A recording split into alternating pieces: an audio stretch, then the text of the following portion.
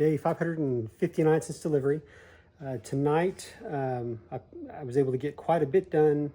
These were kind of a bigger step. It was the windshield, and some of the steps on this project, they take forever, and you don't really see the difference of what happens or what you've accomplished. But the windshield is one of those that wasn't too bad. So had a lot of fun with this one. A few things that I'll note: these bars that come all the way down. A lot of the forms say that you're going to trim like 2 inches off of it. I didn't have to trim anything on mine. So I don't know what was different, if maybe they've made some changes to those bars before they ship them out. This windshield comes off of, I think it's an older model of something else.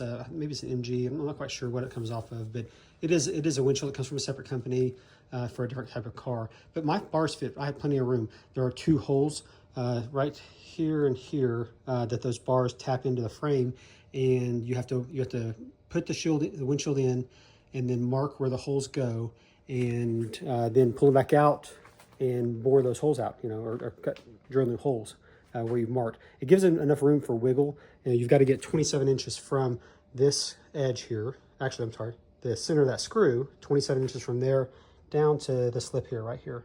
And so I've got my 27 inches, and there's enough room for wiggle, but it bolts down so tight because when I cut one of those holes, when I drilled one of the holes, my step bit went a little too far. And I was really worried. I almost welded the hole back shut and re-drilled a new hole, but I thought, well, I'll go ahead and stick it back on because the windshield comes on and off a couple of times just to get it to fit.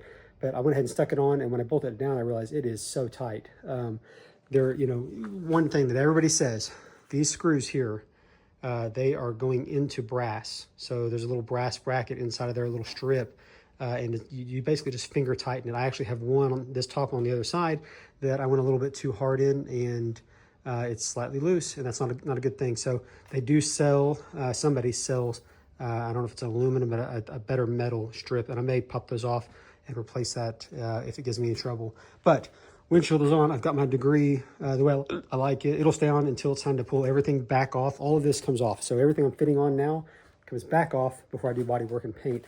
Happy with windshield. Next thing I did for tonight, I just stuck the doors on. They're taped on. They're way oversized and poorly cut, and that's kind of by design, so you can get them on, because these shells have some movement to them, and when you're putting this body on, things are flexible, and so you got to get your body on first, and then you got to put the doors on and trim around. And there's quite a bit of gap. I mean, I've got a long ways to go.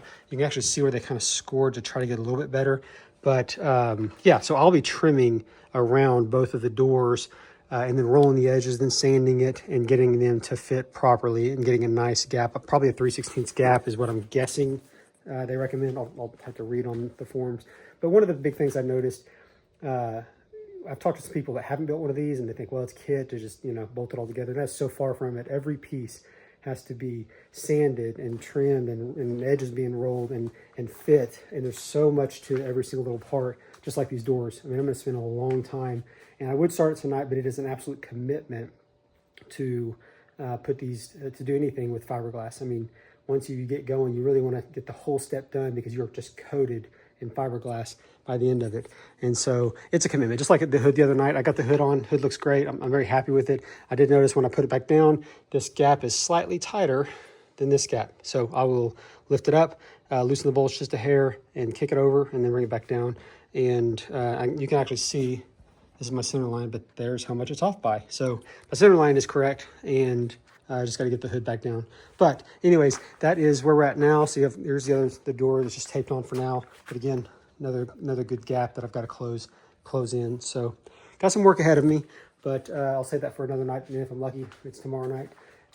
But yeah, day 559 since delivery. So moving along. Thanks.